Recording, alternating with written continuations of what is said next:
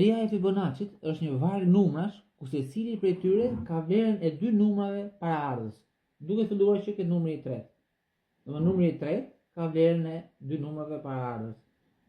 Numri tjetër, për shembull, një numër çfarë do, 34, është barabartë me 21 plus 13. Dhe me këtë seri vazhdon deri në pafundësi seria e Fibonacci.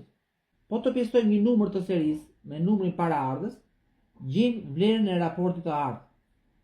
Dhe sa më i madh jetë numri që pjeson numrin paraardhës, aq më saktë gjejmë këtë raport. Raporti i ardhë është afërsisht i barabartë me vlerën 1.6, 1, 8, 0 e vazhdon. Gjithmonë është një numër iracional i pafundëm. Dhe sa më i madh jetë numri që pjeson numrin paraardhës, aq më saktë e gjejmë këtë raport, këtë numër. Dhe ky është raporti i ardhë, që quhet. Ky raport i ardhë gjendet kudo në natyrë. Modelet e rritjes së bimëve, domethënë bima ndërsa rritet, zgjidh modelin e raportit të ardhë. Petalet e luleve. Numri i petaleve të luleve është zakonisht i barabartë me 5, 8, 13, 21 e vazhdon normalisht numrat e Fibonacci. Rritja e guaskave, duke ndjekur ato spiralet e tyre të rritjes, ndjekin rregullin e ardhë, formojnë atë formën e spirales së ardhë.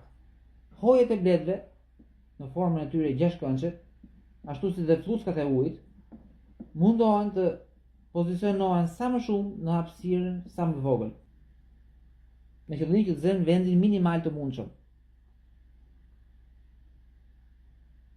Raporti i pjesëve të trupit të qenieve të gjalla ruan gjithmonë formën raportin e ardhë. Dhe normalisht para krahun me krahun, largësitë, madhësitë e trupit e gjithë tjera format, raportet midis gjymtyrëve të trupit e tjerë janë të gjitha ruajnë të gjitha vlerën e raportit të ardhë.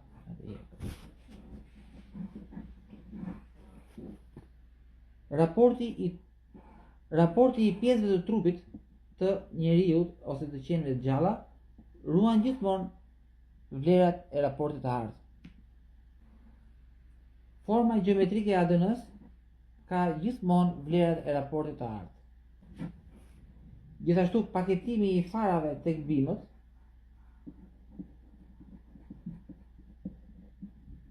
tek lule e diellit për shembull, ka gjithmonë ndjek gjithmonë vlerat e spirales së ardhë. Dhe normalisht farat në këtë rast zënë vend minimal duke kursyer sa më shumë hapësirë në cilën mund venosin numri maksimal të farave. Paketimi maksimal i mundshëm ndjek gjithmonë vlerën e spiraleve të Fibonacci. Domthonë raportin e ardhë, spiralja e ardhë. Nga të gjitha modelet e mundshme të bimëve që mbijetojnë sot, ato që kanë gjethet e vendosura me këndin e ardhë prej 137.5 gradësh nuk mund të mbulojnë njëra tjetrën. Domethënë ato marrin dritën maksimale të mundshme.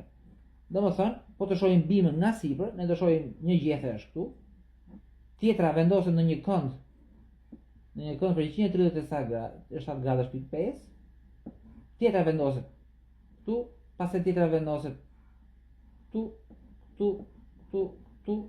duke zënë gjithmonë vendet që janë bosh dhe lulja po që nga sipër ka një zënje maksimale të sipërfaqes që të mbledhë dritën maksimale pa penguar gjethet e tjera. Seria e Fibonacci apo rregulli i ardhë përdoret edhe nga qenët e gjalla apo dhe njeriu gjatë veprimeve ditore.